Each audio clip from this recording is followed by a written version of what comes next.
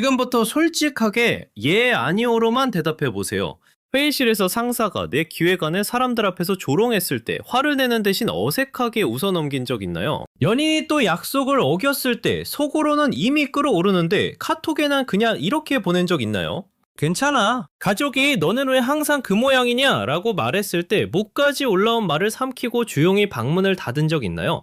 우리는 이런 사람을 사회생활 잘하는 사람이라고 부릅니다. 어른스러운 사람이라고 부릅니다. 감정 조절을 잘하는 사람이라고도 말하죠. 하지만 심리학의 관점에서 보면 조금 다릅니다. 당신은 지금 어른스러운 게 아닐 수도 있습니다. 당신은 당신의 뇌를 향해 폭탄의 타이머를 누르고 있는 중일지도 모릅니다. 진짜 무서운 건 당신이 화를 내지 않았다는 사실이 아닙니다. 당신의 입은 조용했지만 몸은 이미 화를 내고 있었다는 겁니다.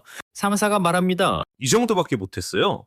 당신은 웃으면서 대답합니다. 네, 다시 해보겠습니다. 그 순간 회의실 분위기는 깨지지 않습니다. 당신의 체면도 무너지지 않은 것처럼 보입니다. 그런데 자리로 돌아오자 이상한 일이 벌어집니다. 심장이 빨라집니다. 어깨가 굳습니다. 손끝에 힘이 들어갑니다. 머릿속에서는 그 한 문장이 계속 반복됩니다. 이 정도밖에 못했어요? 이 정도밖에 못했어요? 집에 와서 샤워를 해도 밥을 먹어도 침대에 누워도 그 말이 사라지지 않습니다. 분명히 아무 말도 안 했는데 왜 이렇게 지칠까요? 우리는 여기서 큰 착각을 합니다. 화를 표현하지 않으면 분노가 사라진다고 믿습니다. 하지만 감정은 휴지통에 버리는 파일이 아닙니다. 삭제 버튼을 눌렀다고 바로 사라지지 않습니다. 특히 분노는 더 그렇습니다. 분노는 단순히 상대를 공격하고 싶어서 생기는 감정이 아닙니다. 내가 무시당했다는 신호, 내 경계선이 침범당했다는 신호, 내가 소중히 여기는 것이 위협받았다는 신호입니다. 그러니까 화를 무조건 참는다는 건 빨간불이 켜졌는데 계기판을 손으로 가리고 운전하는 것과 비슷합니다. 겉으로는 아무 일도 없는 것처럼 보입니다. 하지만 엔진은 이미 과열되고 있습니다. 캘리포니아 대학교 버클리의 심리학자 제임스 그로스와 로버트 레벤스는 감정 억제가 몸에 어떤 영향을 주는지 실험했습니다. 참가자들에게 불쾌한 영상을 보여주고 한 그룹은 자연스럽게 반응하게 했습니다. 다른 그룹에게는 표정을 숨기고 감정을 드러내지 말라고 했죠. 겉으로 보면 감정을 숨긴 그룹이 훨씬 침착해 보였습니다. 문제는 몸 안에서 나타났습니다. 감정을 억누른 사람들의 심혈관계는 더 강하게 활성화되었습니다. 얼굴은 평온했지만 심장은 계속 싸우고 있었던 겁니다. 더 긴 투정 연구도 있습니다. 로체스터 대학교 의대의 벤저민 체프먼 연구팀은 미국 성인 729명의 자료를 바탕으로 감정 억제와 건강 위험을 12년 동안 추적했습니다. 결과는 꽤 불편했습니다. 감정을 자주 억누르는 사람들은 그렇지 않은 사람들보다 전체 사망 위험이 더 높게 나타났습니다. 한마디로 감정을 삼키는 습관은 마음속에서만 끝나는 문제가 아니었습니다. 몸은 그 침묵의 비용을 실제로 지불하고 있었습니다. 그렇다면 도대체 왜 이런 일이 벌어질까요? 우리 뇌는 모욕, 무시, 거절 같은 사회적 위협을 생각보다 진짜 위험으로 받아들입니다. 누군가 나를 깎아내리는 말을 하면 편도체는 즉시 비상벨을 울립니다. 지금 공격받고 있다. 지금 나를 지켜야 한다. 그러면 몸은 코르티솔 같은 스트레스 호르몬을 분비하고 심장은 더 빨리 뛰고 근육은 긴장하고 호흡은 짧아집니다. 원래라면 이 에너지는 싸우거나 도망가기 위해 쓰여야 합니다. 하지만 현실에서는 그럴 수 없습니다. 회사에서 상사에게 소리칠 수도 없고 가족 모임에서 갑자기 자리를 박차고 나갈 수도 없고 연인에게 느낀 서운함을 매번 폭발시킬 수도 없습니다. 그래서 우리는 참습니다. 문제는 여기서 시작됩니다.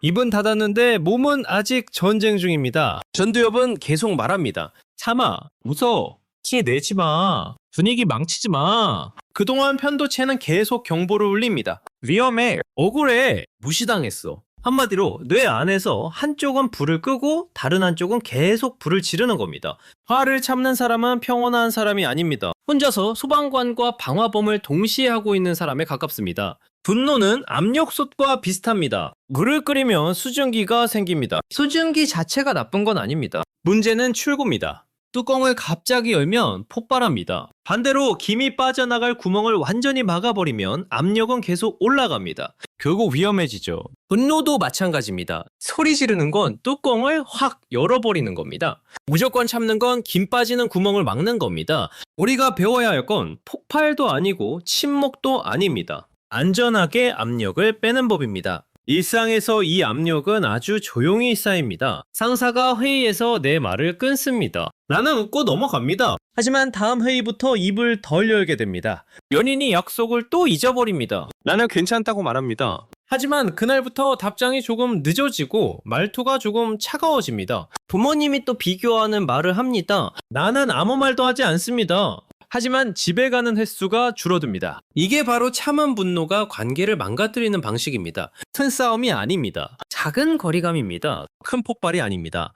조금씩 다치는 마음입니다. 화를 참는 순간에는 관계가 평화로워 보입니다. 하지만 그 평화가 계속 쌓이면 언젠가 친밀감이 사라집니다. 그렇다면 어떻게 해야 할까요? 오늘부터 딱 3가지만 해보세요. 첫째, 10초 멈춤 버튼입니다.